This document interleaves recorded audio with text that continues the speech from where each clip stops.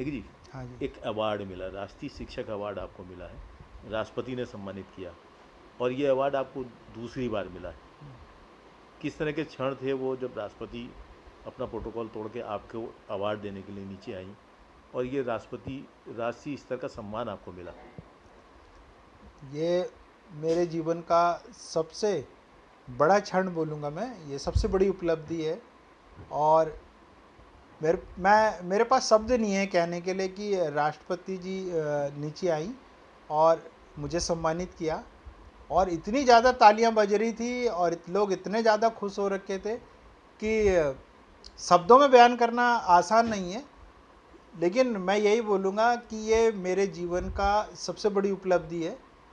और साथ में जो मेरे साथी हैं, मेरे शिक्षक साथी और जो मेरे जो छात्र हैं, जिनके बदौलत आज मुझे सम्मान मिला है, तो मैं उन सभी शिक्षक साथियों का, अपने स्कूल के बच्चे तथा अन्य जो बच्चों को जो मेरे साथ ऑनलाइन आजकल जुड़े हुए हैं शिक्षण कार्यों में, मैं उन सभी बच्चों का भी और हमारे जो भी स्कूल के साथी हैं और हमारे जो सरकारी मतलब जो हम जो कार्य करते हैं, उन सभी का इसमें कहीं ना कहीं थोड़ा बहुत सहयोग है। तो मैं सभी ये सम्मान मैं सभी को समर्पित करता हूँ कि सभी के सहयोग के बदौलत ही आज मेरे को ये सम्मान प्राप्त हुआ है। आपको एक सम्मान की एक फहरिस्त है आपकी बहुत लंबी, काफ़ी सारे सम्मान मिले हैं आपको 2003 से जो सम्मान मिले शुरू। कितने सम्मान अब तक मिल चुके हैं? राष्ट्रीय स्तर के कितने सम्मान हैं उसमें? हाँ, तो इसमें तो काफ़ी लंबी लिस्ट है। इसमें मैं आपको कुछ बता देता हूँ। जैसे 2003 में 2003, 2004, 2005 में मुझे शिक्षा के क्षेत्र में तकनीकी शिक्षा को बढ़ावा देने के लिए आईटी अवार्ड्स मिले थे। और उसके बाद Microsoft innovative teacher leadership award मिला 2006 में। और 2007 में पैसिफिक टीचर अवार्ड मिला, जो मैं बाहर देश माइक्रोसॉफ्ट ने भेजा था कंबोडिया में। उसके बाद ग्लोबल टीचर प्राइज़ 2018 में मेरा चयन हुआ, जिसमें मैं दुबई गया था। टॉप 50 फाइनलिस्ट में मेरा सिलेक्शन हुआ था और पूरे भारत से मैं अकेला ही उस समय अध्यापक चुना गया था। उसके बाद 2014 में मेरे को आईसीटी का नेशनल अवार्ड मिला था। और वो अवार्ड मुझे शिक्षण कार्यों में जो नई टेक्निक है आईसीटी, उसके प्रयोग के कारण मिला था, शिक्षण कार्य को रुचिपूर्ण बनाने के लिए।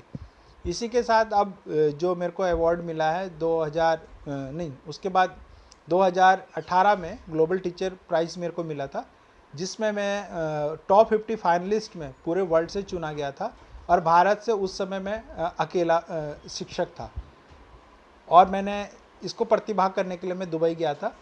उसके बाद 2022 में अभी हाल ही में आपने देखा कि मुझे नेशनल अवार्ड मिला है, जो कि शिक्षण कार्यों में जो तकनीकी शिक्षा है उसको कैसे हम इम्प्लीमेंट करें कि हमारा जो शिक्षण अधिगम प्रक्रिया और रुचिपूर्ण बन सके। कहाँ से प्रेरणा मिली आपको इसकी? इसकी प्रेरणा तो मेरे को 2003 में मिली थी, जब सबसे पहले उत्तराखंड सरकार ने शिक्षण कार्यों में बढ़ावा देने के लिए कंप्यूटर एजुकेशन आरंभ करी थी। उस समय उन्होंने सभी टीचर्स को ट्रेनिंग दी थी, एमटी बनाया था, मास्टर ट्रेनर बनाया था। तो मैंने उस समय ट्रेनिंग प्राप्त करके अपने शिक्षकों को ट्रेन किया। और उसके बाद धीरे धीरे सरकार ने कहा कि इन जो आप सीख रहे हैं इसको इन चीज़ों को आप बच्चों की पढ़ाई में शामिल करें। तब मैंने धीरे धीरे टेक्नोलॉजी का इस्तेमाल किया, ई कंटेंट डेवलप किए कई संस्थाओं के साथ मिलकर।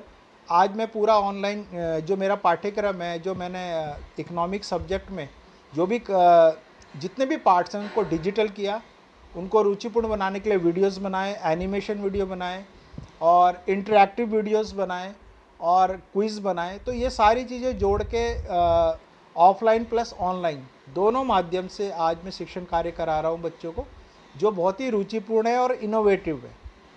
ये एक विकलांगता आपके अंदर, वजह क्या है? कब हाँ, आपकी दोबारा चलने फिरने में थोड़ी सी परेशानी, वजह क्या है, क्या हुआ और इसने कितनी बाधा पहुंचाई आपकी इस यात्रा में?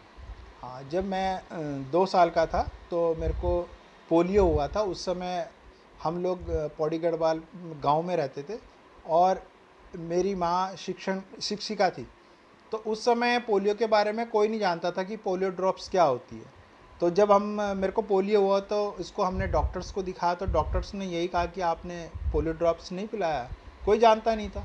तो उन्होंने कहा ये लाइलाज बीमारी है, इसका कोई इलाज नहीं है, आप केवल अपने बच्चे को पढ़ाएं लिखाएं, इसी से इसका भविष्य बनेगा। तो इसी को ध्यान में रखते हुए मेरे माता पिता ने मेरे को अच्छी शिक्षा दी, जिसके फलस्वरूप आज मैं यहाँ तक पहुँचा हूँ। तो मैंने शुरुआत में बहुत दिक्कत आई मुझे आने जाने में।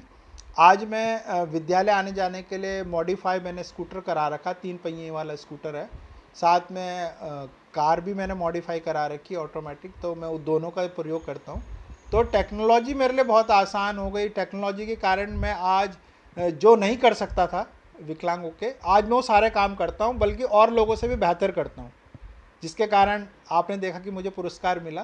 तो टेक्नोलॉजी एक ऐसी चीज़ है जो आपके काम को बेहतर बनाती है, सुविधाजनक बनाती है। तो मेरा यही मानना है कि जितने भी हमारे दिव्यांग साथी हैं कि वो अपनी पढ़ाई लिखाई अच्छे से करें, और यही शिक्षा आपको क्या करेगी, आपको अपने पैरों पे खड़ा करेगी, आपको आगे बढ़ाएगी। तो यही मेरे को प्रेरणा मिली कि शिक्षा आपको कहाँ से कहाँ पहुँचा देती है।